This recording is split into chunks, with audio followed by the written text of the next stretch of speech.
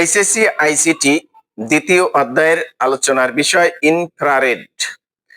বাসা বাড়িতে television, VCD player, খেলনা গাড়ি, এয়ার কন্ডিশন প্রভৃতি চালানোর জন্য রিমোট কন্ট্রোল ব্যবহার করা হয়। রিমোট কন্ট্রোলের সাহায্যে মূল ডিভাইসকে এক্ষেত্রে কোনো তারবিহীন মাধ্যম দ্বারা যোগাযোগ করা হয়। এটি হলো ইনফ্রারেড নামের এক ধরনের তরঙ্গ নির্ভর যোগাযোগ ব্যবস্থা। ইনফ্রারেড হলো এক ধরনের ইলেকট্রোম্যাগনেটিক ওয়েভ যার ফ্রিকোয়েন্সি সীমা টেরাহার্জ হয়ে থাকে।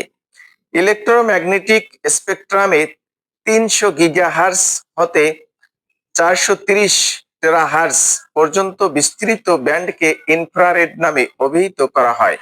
খুবই কাছাকাছি ডিভাইসের মধ্যে ডেটা কমিউনিকেশনে ইনফ্রারেড ব্যবহার করা হয়। 18শো শতাব্দীতে উইলিয়াম হার্সেল এই তরঙ্গ আবিষ্কার করেন, যার অবস্থান ইলেকট্রোম্যাগনেটিক স্পেকট্রামে মাইক্রোওয়েভ ও দৃশ্যমান আলোর মাঝামাঝি। এই প্রযুক্তিতে দুই প্রান্তে ট্রান্সমিটার ও রিসিভার থাকে। সিগন্যাল ট্রান্সমিট করার কাজটি এলইডি লাইট ইমিটিং ডায়োড এর মাধ্যমে সম্পন্ন হয় এবং ফটো ডায়োড সিগন্যাল রিসিভ বা গ্রহণ করে। ইনফ্রারেড সিগন্যালের অসুবিধা হলো এটি ঘরের দেয়াল বা শক্ত বস্তু ভেদ করে অপর প্রান্তে যেতে পারে না। ইনফ্রারেডের বৈশিষ্ট্য: এক, দৃশ্যমান আলোর চেয়ে বেশি তরঙ্গ দৈর্ঘ্য। 2, ফ্রিকোয়েন্সি লেভেল 300 গিগাহার্জ থেকে 430 গিগাহার্জ। ডেটা চলাচলের গতি তার মাধ্যমের তুলনায় কম।